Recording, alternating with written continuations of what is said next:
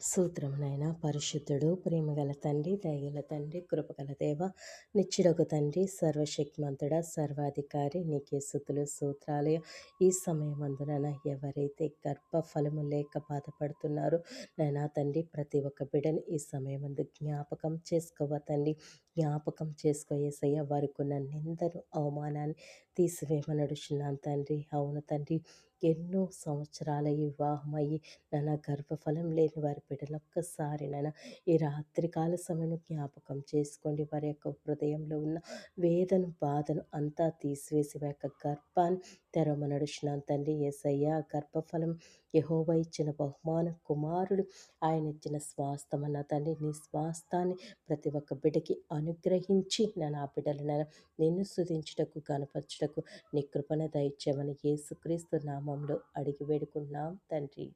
ఆమేన్.